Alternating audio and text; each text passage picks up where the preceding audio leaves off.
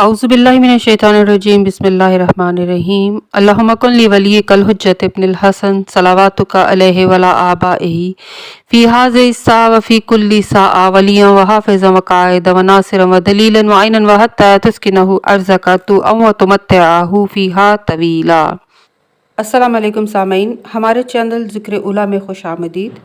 मैं आज आपके सामने इल्लामा लाजपाल हुसैन की तसनीफ़ वलायत इब्लीस से इक़्तिबास पेश कर रही हूँ, जिसका बुनियादी मकसद आपकी खिदमत में ऐसा इल्म बयान करना है जिससे लोगों में ऐसा शऊर बेदार हो कि जिससे शयातीन की चालों, हरबों और गुमराहकुन ख़यालात से बचा जाए। अगर आप इस किताब का मुकम्मल मुताला करना चाहें तो इस किताब की PDF को हमारी वेबसाइट www.idarakhatamulauliya.com से फ्री इंस्टॉल कर सकते हैं। नफ्स की आफत क्या है? आजिज़ तरीन इंसान कौन है?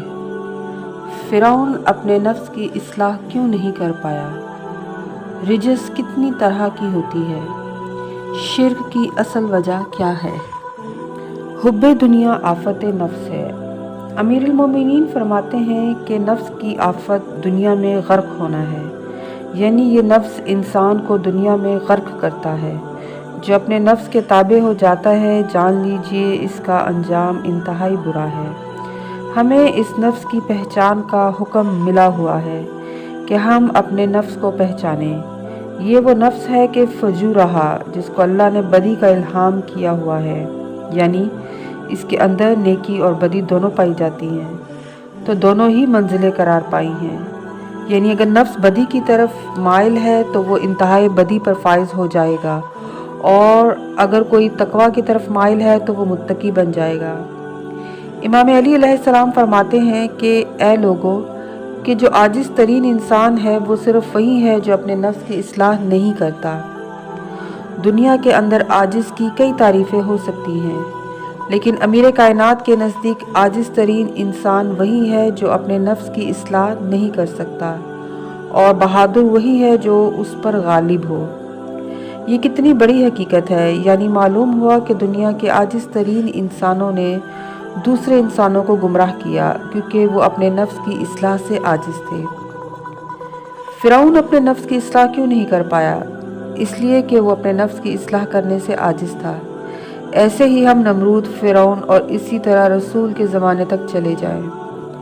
इमाम ज़ैनुल आबिदीन अलैहिस्सलाम अदाए शुक्र में कमी का इतराफ़ करते हुए सहीफ़ा सज्जादिया में फरमाते हैं कि वो शैतान बातिल की तस्वीर हक़ की शक्ल में खींच देता है, तो ना गुमराह होता तेरे रास्ते से कोई भटकने वाला।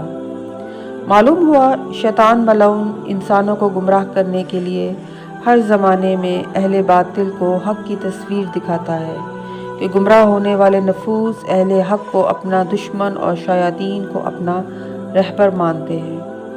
इसलिए वो अकायद की राह में बैठा हुआ है, क्योंकि असूल दीन ही ईमान की जड़ होते हैं। इस्लाम कबूल करने वालों के सीनों में वसवसा करता है कि तुम अपने आबाओ अजदाद के दीन को छोड़कर गुमराह हो रहे हो।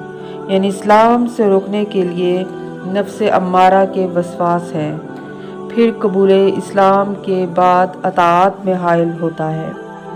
इसीलिए रसूल पाक सल्लल्लाहु अलैहि वसल्लम ने फरमाया, जो शख्स शैतान की अताअत और पैरवी ना करे और वसवसों के ख़िलाफ़ अमल करे तो अल्लाह पर वाजिब है कि इसे जन्नत में दाखिल करे। इब्लीस हर शक्ल में ज़ाहिर हो सकता है, यहाँ तक वो चाहे तो सूअर और कुत्ते जैसे जानवरों की सूरत इख्तियार कर ले, मगर इसका असल पाया तख्त इंसान के कल्ब में होता है। वो खून में गर्दिश करता है और खून पूरे जिस्म में दौड़ता है। नई तहकीक के मुताबिक एक इंसान में 7 लीटर खून होता है, जो इंसानी ज़िंदगी का अहम जुज़्व है, जो हर ऑर्गन की हयात, हरकत व अफ़ाल का ज़ामिन होता है। इसलिए बनी नूं इंसान में वो खून के ज़रिए गलबा पाता है। अल-नफ्स के मायनी सांस के हैं, जो मुंह और नाक के ज़रिए बदन में आता है, और ये रूह के लिए बमंज़िला ग़िज़ा है, जिसका ज़रिया खून है। इसके न आने से रूह मुफारकत कर जाती है। इसलिए नफ्स की मौत सांस का इनक़ता है, जो खून की ऑक्सीजन होती है। इबादत नफ्स में पाकीज़गी पैदा करती है, جس سے خون میں طہارت آتی ہے اور شیطان دور ہوتا ہے، کیونکہ بدن آلہ نفس ہوتا ہے جس کا ہر عمل محتاج نفس ہے، اور نفس اپنی حیات میں محتاج الہی ہے۔ اس لیے اللہ نے نفس کی تربیت کے لیے بدن کو طاقت عطا فرمائی جو بدن کا کمال ہے، اور نفس کو شعور عطا کیا جو قوت نفسی ہے۔ ابلیس کا اصل حملہ اسی قوت پر ہوتا ہے جس کے ذریعے کل اعضاء و جوارح کنٹرول ہوتے ہیں۔ سورہ فرقان کی آیت 43 میں اللہ اپنے رسول کو فرماتا ہے، کیا تم نے اس کو دیکھا کہ جس نے اپنے ہوائے نفس ہی کو اپنا معبود بنایا ہے، پس تو اس کے امور کو درست کرنے والا کیسے ہو سکتا ہے؟ سورہ جاثیہ کی آیت 23 میں فرماتا ہے، کیا تم نے اس کو دیکھا جس نے اپنے ہوائے نفس کو اپنا معبود بنایا ہوا ہے؟ اللہ نے جان کر اسے گمراہی میں چھوڑ دیا۔ ان دونوں آیات میں ہوائے نفس کا ذکر آیا ہے۔ اللہ قرآن پاک کے اندر جگہ جگہ شرک کو ظلم قرار دیتا ہے، اور شرک ایسی نجاست ہے کہ اس کا ذکر قرآن مجید میں بھی آیا ہے، انما مشرکون نجاسہ، یعنی مشرک نجس ہے۔ اہل بیت اطہار علیہ السلام وہ ذات ہیں کہ جن کی طہارت کا اللہ نے وعدہ فرمایا ہے، جیسا کہ احزاب کی آیت 33 میں اللہ نے ارشاد فرمایا کہ انما یرید اللہ لیذھب عنکم الرجس اہل البیت ویطہرکم تطہیرا۔ اہل بیت رسول نہیں اللہ کا ارادہ مگر یہ کہ تمہیں ایسا پاک رکھے جیسا پاک رکھنے کا حق ہے، اور ہر طرح کی رجس سے دور رکھے۔ رجس کے اندر ہر طرح کی نجاست شمار ہوتی ہے، کیونکہ نجاست ظاہری اور باطنی دونوں طرح کی ہوتی ہیں، اور جہاں تک نجاست باطنی کا تعلق ہے تو اس سے مراد نفس امارہ کا غلبہ ہے، یعنی ہر وہ بات جو نفس امارہ کہے اس کو مان لینے سے بندہ ہوائے نفس کا غلام بن جاتا ہے۔ زبردست بات یہ ہے کہ شرک باطنی کرنے والا مسلمان بھی ہو سکتا ہے، جب وہ نفس کی بات مان کر چلے گا تو گمراہ ہو جائے گا، اسی کو نفس کی پرستش کہتے ہیں۔ مولا علی علیہ السلام فرماتے ہیں کہ سب سے بڑا معبود جس کی دنیا میں عبادت کی جاتی ہے وہ ہوائے نفس ہے۔ امام علی علیہ السلام کی نگاہ میں سب سے بڑا بت وہ نہیں ہے جو دنیا بنا کر پوجتی ہے، بلکہ وہ ہے جو انسان کے اندر موجود ہے۔ دوستو، توجہ طلب بات یہ ہے کہ نفس ایسا معبود ہے جو نظر نہیں آتا، مگر اس کی موجودگی سے انکار بھی نہیں کیا جا سکتا۔ یعنی بتوں کی پرستش شرک ظاہری ہے، اور اپنے نفس کو معبود مان کر اس کی بات ماننا ہی نفس امارہ کی اطاعت کرنا ہے۔ کلمہ توحید سے اسلام میں داخل ہو جائیں گے، مگر جب تک ہم اپنے نفس کی ہر بات کا انکار نہیں کریں گے تو یہ ہمیں بدی کی طرف لے کر جاتا رہے گا۔